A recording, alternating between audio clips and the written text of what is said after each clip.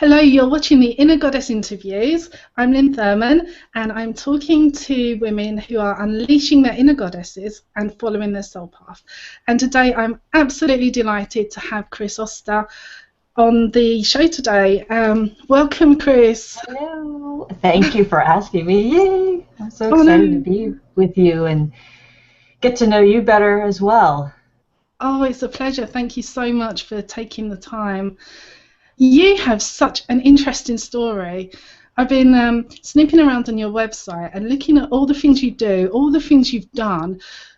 You know, like being the daughter of Chicago's drummer, doing your mythology PhD and the psychology, and it doesn't all kind of go on paper, but there, here you are, and it does, and it works. And how did you get from there to here? Wow. Well, from the goddess perspective, I feel like it all happened really organically. You always feel like when you're in the present moment and you're looking forward that, you don't know what's going to happen. You don't know, well, you kind of know who you're becoming because you know your past and you know what your wishes are and everything kind of all those selves fit together, and that's part of what I study in mythology is the telos, that forward sense of our story, which is the seeds of all of that are in our past, even in our ancestral past.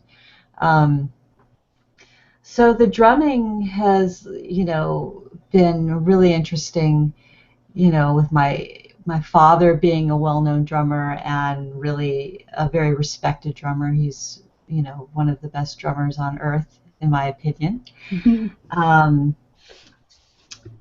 he, I would say he wasn't very patient when he was younger. So a lot of my learning of drums came from just osmosis because I sat behind him during so many concerts. I would see his foot does this and his hands do this, and oh, okay, so that makes that sound. And so I kind of put it together, and I remember the first time I sat down at a drum set and I just played it. I'd never really had any training, but I'd spent so many years watching him.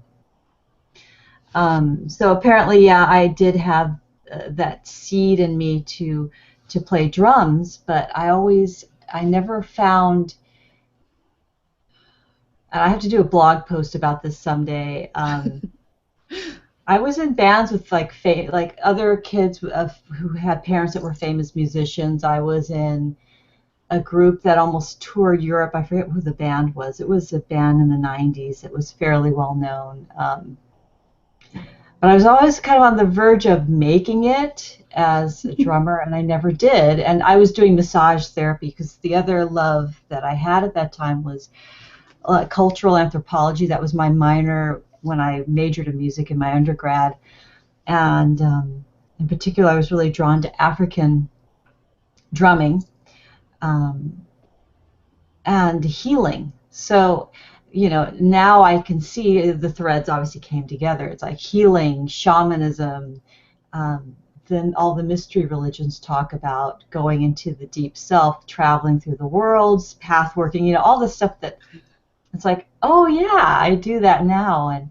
And my mother, so my dad was always, the musician, traveling, gypsy, and my mom was definitely kind of a gypsy too, but she was very spiritual. So her mother was from Japan, and I think her mother was Shinto, and then she was there when they dropped the bomb, and so after that, she's like, I don't believe in God anymore. But she allowed my mother to have a very strong spirituality. She was like, if that's what feels right to you, do it. And my mom became very drawn to Catholicism, and she was really into Archangel Michael. I mean, that was, I'm sure Jesus and Mary are very important to her too, but Archangel Michael was a big thing as well.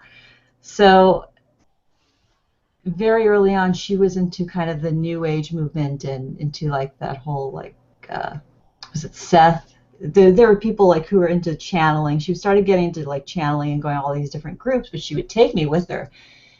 And a few of the psychics were like, "Wow, your daughter is really I think she's really psychic and whatever. So she gave me my first tarot card deck at 12, and and I've been seeing spirits my whole life. I mean, since I was a little girl. I was kind of like that poor kid in The Sixth Sense. It was really scary at first, like, why is there someone standing next to my bed looking at me? This is creeping me out. And that must have been really freaky. yeah, but I never told anybody. I probably should have told my mother, because she probably would have been, obviously more comforting and would have been really interested in what I was doing. So, but anyway, so I kind of came to, I guess I was always kind of multi-passionate and just didn't really know what exactly the medium was or what the art was that I was going to do to channel my energy. Because I didn't start playing drums till I was like 16 years old. And then I was always a writer, though. I illustrated and wrote my own books from the time I was probably in first grade. So you're right about all these different threads, all these, wow, Kris, amazing. So this is part of, it all goes into what I do now, and a lot of it is I work with entrepreneurs, or, I do have some people that I do more like personal coaching with, personal development work with, and the mythology fits perfectly into that because of the, the archetypes. And for me, especially if we're talking about inner goddess, I guess a question that came up for me a long time ago, but I think I've reconciled it, but it comes up for other people as well. Is this goddess archetype, whatever gods, are these inside us or outside us? Are they psychological or are they spiritual beings? That's a question I get a lot. It's a very, I think it's a very Western question. It speaks to our disconnection from our body. Everything is out there, Mm-hmm. and it also, I think when people hear voices, it's like, is the voice in my head or is the voice coming from somewhere else? So where I start with people is looking at their stories and looking at the things that they loved as a child, and then connecting that to what they do now, how they're living their life now, or is there the unlived life? So what's the invisible energy that's running through, because it's always there, even if we don't see it, even if we're not living it. There's this little piece living us. I love that, the unlived life. I bet so many of us go through unliving our life. Well, I think because there's so much potential and there's so many avenues, and then, boom, you brush up against others, people, whether you love them or they're your enemies or whatever, you brush up against that or against circumstances, and that will trigger either shadow stuff or can initiate a heroic journey, can initiate a heroine's journey, which could be more like Inanna, where you go into depression, you go into the underworld, and then you come back out. So traumatic, what is the word, epiphanic, epiphanies, all of that experience triggers, I think, our mythological sense or senses that go, okay, there's something much bigger here at play. This is the numinous. So I love how you bring it all together in business. How did you get into the business angle, like helping entrepreneurs? Or did you see a need that people, because for me, business and marketing and branding, it's taken me a long time to realize that it can be spiritual as well as like doing it for commercial business, purposes. So when did you make that switch? 2012. So I started doing online classes. Before I did online classes, I did live, more in-person stuff, and a lot of drum workshops, but usually, part of my drum workshops was storytelling, people telling their stories. People need their stories to be heard. They need to talk about them. So it kind of gave them a forum for that, and which fit into my degree really well.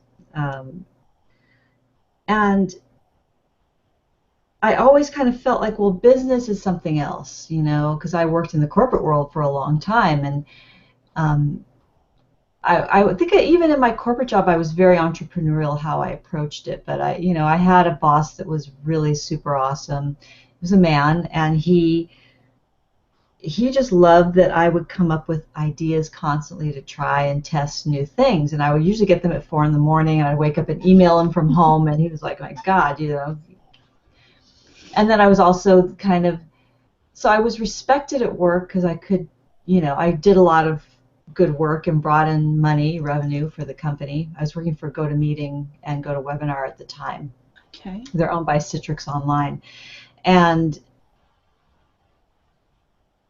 where was I going with that? So, and I was also the person who, like, people would come to my cubicle and be like, ooh, will you read my tarot cards? And, sometimes managers, CEO types of people will be like, yeah, come to my office and read my cards, It's just, I think wherever you are in your business, people are still looking for that connection to the sacred. They're looking for that deeper meaning in what they do. It's not just a paycheck, because at first, yeah, the paycheck can be really great, but after a while, it's not fulfilling. It's not satisfying to the soul. So the soul is always seeking to know its roots and to know where it's going to branch off to. The soul is always growing in 2 directions, down and up at the same time. And probably, we could say in all directions, the soul. So yeah, I was very conflicted about saying, yeah, I see mermaid spirits and I see ghosts, and I believe that branding is this revealing of the soul. This marketing is a revealing of the soul and communicating, obviously, what you do. And it includes a certain amount of magnetism. But yeah, I was really like, oh, if I tell people this, then they're not going to hire me to do business and marketing because they'll think I'm a weirdo, or they'll think I'm, whatever. So they won't take me seriously. And I had a PhD already, all of that. So I think it was, I started working with Alexandra Franzen, I think August of 2012. And she, was like, oh my God, what you do is really, really cool. I think you should just put it out there and do it. And I was like, okay. And before I met her even, I had those pictures taken in February of 2012. All the mermaid pictures on my site, those are from 2012. I'm in need of some new photos. But they're gorgeous, Kris. I know. Rachel Thurston, one of my friends, took those. We did 2 different settings, and she just, yeah, we had a vision, and she was a real co-creator of that with me. So February 2012, I take the mermaid photos. August 2012, I meet with Alex Franzen.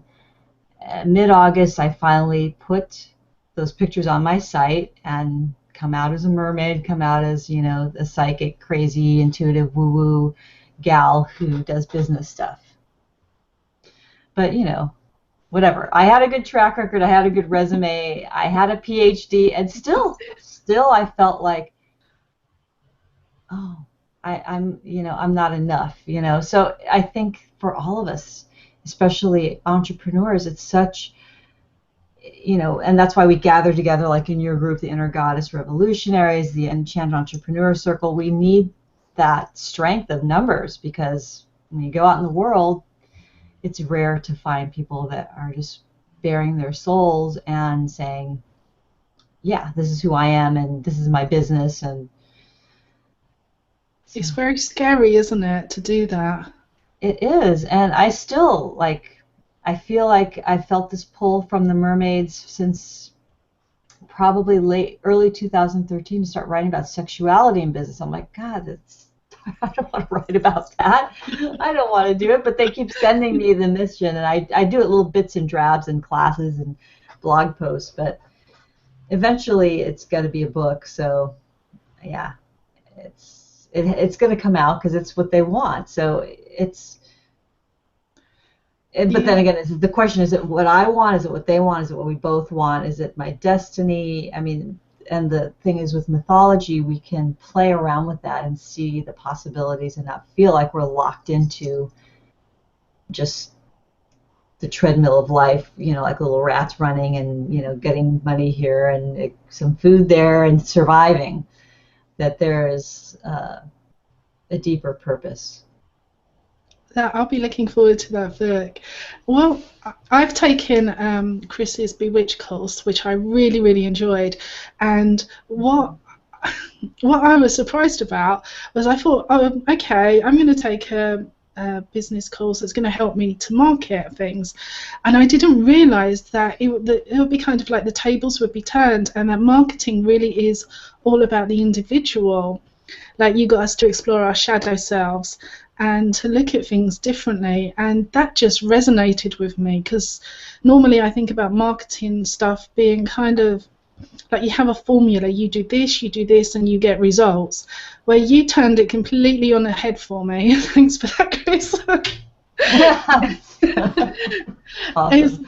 It's almost as if you have to be true to yourself and your own essence to really shine in your business. And of course, that's even more scary, just adding different levels of vulnerability there. Thank you. I think so. And when we do a lot of that work, and I do it in coaching too, there's so much more undiscovered country than we ever realize within us. And it's deranging, it's disorienting, and that's why I tell people, it's like, I'm here to derange you. I'm like, great, thanks. Now I don't know what the hell I'm doing, or I'm going to do something totally different than I thought I was. So yeah, it's I guess part of the method to my madness. But then eventually we do need to integrate. We need to bring in, the shadow side is so powerful, and that's not because of its darkness, because a lot, some people, their shadow side might be joy, might be laughter. They might be super serious on the outside and hiding this whole like little joyful, childlike aspect of themselves. So the shadow is just what's hidden. It's not something bad or evil. But there's so much power there that when you give that place a voice, even if it's in your journal or with a group of like-minded individuals who you trust and you're sharing with, it releases energy. So that energy, to me, is part of your superpower. Because if you look at, the things that you're best at, the things that, people come to you for, on the outside they look like a superpower, but if you turn them upside down, it's really the wound. You're sharing, you share a similar wound with those people. And I know I've said this before, the wound is where the light comes through. So if you do a Maleficent, or not a Maleficent, but like what was done to Maleficent, if you cut off the dragon's head because the shadow scares you, you don't want anything to do with it, you kill the dragon, or cut off the wings, or whatever you do to it, doesn't go away. It lies festering and it rages, and it has a lot of shadow. When we contact those figures, they're really sad figures. Usually they're kind of disheveled. So a lot of times they can be angry, but I find mostly there's sadness there. This unlived life, this unlived energy that's been repressed or like almost killed completely, but it never goes away. It can never be totally killed. And I love how... Go ahead. I was going to say, I love how you bring it into business for people who are a little weird and Mm-hmm. need someone who can help them look at themselves, because I think a lot of the people that we come into contact with, their businesses are spiritual, they're looking for something deeper, they've got gifts to share, and that, you know, most of us are the wounds, we have wounds and attract those people to us, and it's just brilliant that you can help people express themselves through their business. Yeah, and you know, I was just thinking of a synchronicity, to go back to Alex Franzen, who I don't know if you follow her very closely, but she's just written, I know, one erotica novel. I think she's almost done with the second one, and then um, yeah, I mean, erotica is getting more and more popular. It's almost to the point where it's not so like, ooh, you know, you need a pen name to write erotica. You don't want anybody to know you're doing it. So I mean, we've got consummate marketers like her writing erotica. So I was just, yeah, again, it was like I'm looking at it going, oh, yeah. So, you know, it's like, yeah, I guess you find your tribe, you find those people that you resonate with, and you're like, you see all those synchronicities, like those things, those instincts that you have to try something, you know, or you feel it in your heart, like, wow, I really want to do this, but it just doesn't make any sense. So, I know that a big issue that so many of us have around marketing our businesses is that it kind of feels really icky at times. Like selling our services is like selling ourselves, and not in a good way. But you've got some tips to help people get rid of the sleaze, haven't you? And you've got is it a webinar coming up? I do. Magnetize your dream clients without being a sleazoid. That was the downloaded title. I was like, okay, I guess that's what it's called. A lot of people come to me for different sorts of things, but the major stuff is they want to increase revenue, which generally means that they're not making sales or enough sales to sustain themselves or sustain their business and to make their business viable. Um, so there's a lot of strategies, and the strategies for the most part are somewhat ephemeral because they change, you know, depending on what's the hottest social media, what's working for other people, which is super important stuff to look at and to study. You know, I try to study that as well because I'm interested in like what, you know, that red buttons and orange buttons sell more than other colored buttons. It's like, well, you know, I'm going to try it.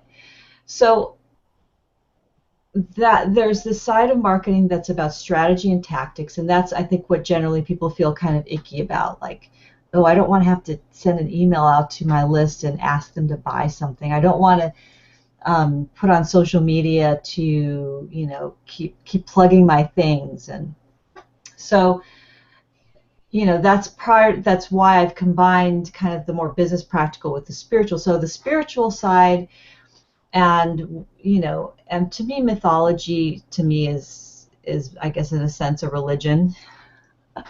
You know, coming from the Joseph Campbell kind of camp, and um, James Hillman, who was the founder of archetypal psychology, he was a student of Jung's, and amazing man who's no longer with us. He's in the spirit world.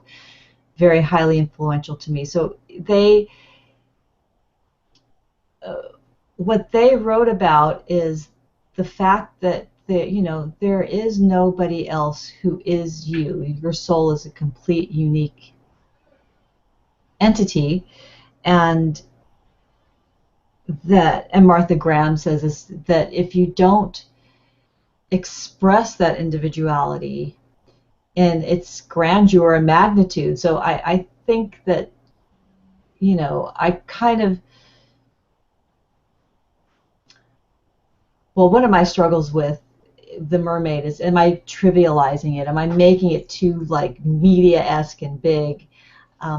But that's a part of marketing. It's that part of visibility. We have to be sometimes out there and big so people can say, you know, because so many of us are leaders, and you know, not everybody's out to be a leader and a coach or a teacher. That's, you know, but in their own realm, they're a leader. And as a leader, they need that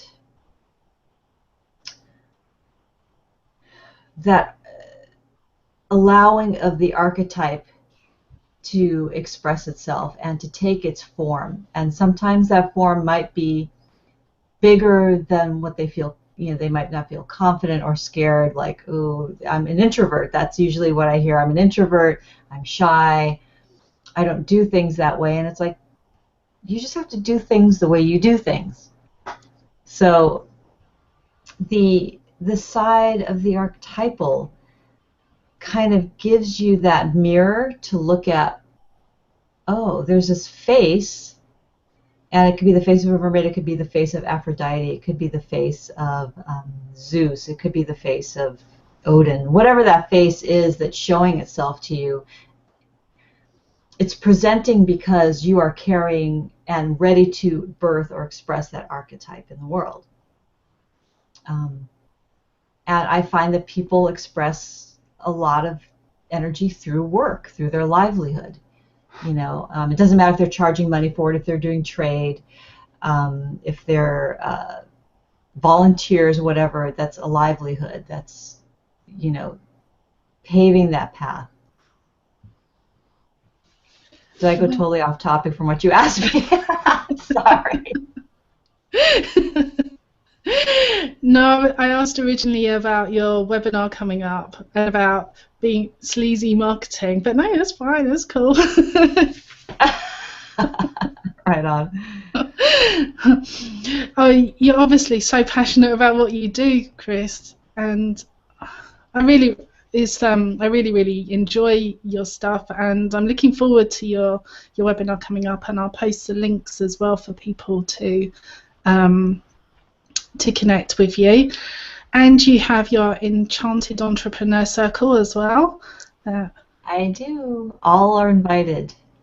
Yes. But I did make it a secret group, so now people have to friend me, which is kind of like. But I think if they have other friends in the group, like if you want to tell your people to come join us, I think you can add them, since you're a member of the group, and then I just need to approve them. But yeah. It was a decision I made because I kept having people asking to come in, and I was letting them in, and they were just spammers and weirdos. I was like, oh no! So that's why I made it secret, so the outside world can't see it. You can't find the group unless you have a friend in it. So. Okay, but people, it's out there. So if you friend Kris or know someone who's in the group already, then you can get in, because it's a really nice community for people who do have a business that is a little less than mainstream. And Kris runs it, and it's very supportive and friendly. It's just very good, so you should definitely do that.